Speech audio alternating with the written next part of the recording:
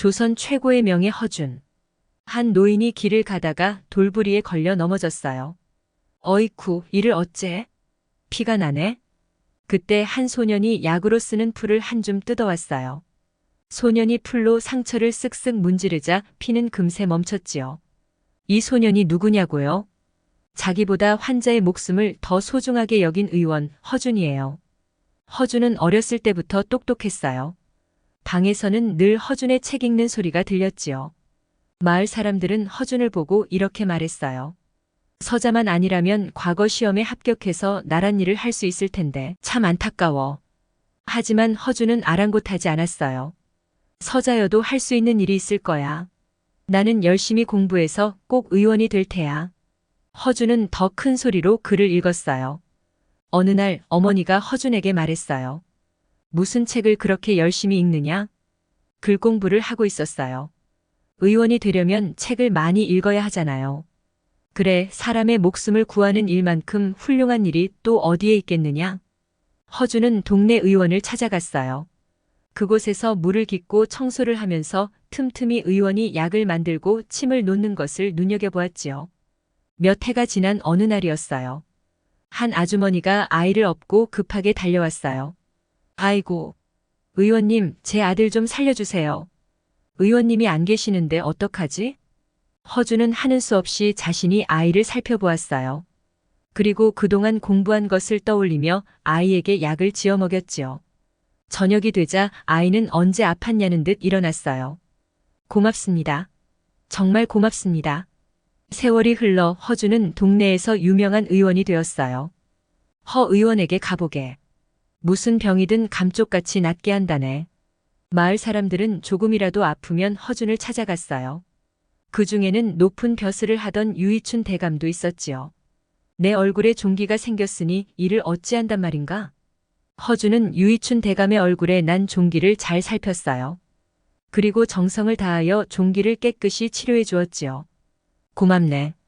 종기로 목숨을 잃는 사람도 있다는데 자네가 내 목숨을 구해 주었구먼. 유이춘 대감은 허준을 궁궐 안에 있는 내의원에 들어갈 수 있게 해주었어요. 아, 이곳이 내의원이구나.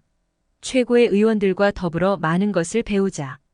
허준은 다른 의원들보다 일찍 나와 약 만드는 재료를 살폈어요. 가장 늦은 시간까지 남아 책을 읽었고요. 허준의 성실한 모습은 어이인 양혜수의 마음에 들었지요. 하루는 양혜수가 허준을 불렀어요. 자네에게 내 모든 의술을 알려주고 싶네. 어디 한번 배워볼 텐가? 허준은 뛸 듯이 기뻐서요. 가르쳐만 주신다면 몸뿐만 아니라 마음까지 다스리는 의원이 되겠습니다. 큰일이오. 왕자님이 두창에 걸리셨다 하오. 내의원이 왕자의 병 때문에 시끄러웠어요. 두창을 치료하다가 병이 옮기라도 하면 어떡합니까? 아무도 나서서 왕자의 병을 고치려 하지 않았어요. 왕자가 잘못되기라도 하면 목숨을 내놓아야 했거든요. 그때 허준이 용감하게 나섰어요. 제가 왕자님의 두창을 고쳐보겠습니다. 모두들 놀라 눈을 동그랗게 떴어요. 왕자님의 병을 못 고치면 자네는 큰 벌을 받게 돼. 하지만 허준은 말리는 의원들을 뒤로하고 성큼성큼 왕자의 방으로 들어갔어요. 의원은 병을 두려워하면 안 돼. 왕자의 몸은 불덩이처럼 뜨거웠어요. 서두르지 않으면 큰일이 나겠어. 허준은 정성껏 약을 지어 왕자에게 먹였어요. 덕분에 열은 조금 내렸지만 왕자는 쉽게 일어나지 못했어요. 조금만 더 힘을 내십시오, 왕자님. 허준은 밤낮으로 왕자의 곁을 지키며 왕자를 돌보았어요. 그렇게 며칠이 지나자 왕자가 말끔히 나았어요. 임금은 크게 기뻐하며 허준에게 높은 벼슬을 내렸어요. 하지만 곧이어 전쟁이 나고 말았어요. 허준은 임금을 따라 피난을 갔지요. 나라에는 다치거나 굶어 죽는 사람, 병들어 죽는 사람들이 늘어만 갔어요. 임금은 백성들을 보고 안타까워했지요. 전쟁이 끝난 듯하자 임금은 허준을 불렀어요. 백성들이 병이 났을 때 꼭 알아야 할 치료 방법을 담은 책이 필요하오. 네, 누구나 쉽게 볼 수 있고 우리 땅에서 나는 약재들로 치료할 수 있는 책을 만들겠습니다. 허준은 다시 궁궐로 돌아와 의원들과 함께 자료를 모으고 책을 쓰기 시작했어요. 그런데 또다시 전쟁이 나서 나라가 혼란에 빠졌어요. 다 죽게 생겼는데 책은 무슨 책? 자네도 어서 피하게. 함께 일하던 내의원들은 뿔뿔이 흩어졌지요. 게다가 허준을 아끼던 임금까지 세상을 떠났어요. 허준을 미워하던 신하들은 이때다 하고 말했어요. 임금님을 돌아가시게 했다. 큰 벌을 받아야 해. 마침내 허준은 멀리 귀양을 떠나게 되었지요. 빨리 백성들에게 치료 방법을 전해야 되는데 허준은 병에 관해 자기가 아는 것을 모두 책에 담았어요. 누구든지 쉽게 찾아볼 수 있는 책을 써야지. 가난한 백성들도 구할 수 있는 약을 적어놓자. 허준은 추위로 꽁꽁 언 손을 호호 불어가며 책을 썼어요. 이렇게 하여 만들어진 책이 동의보감이에요.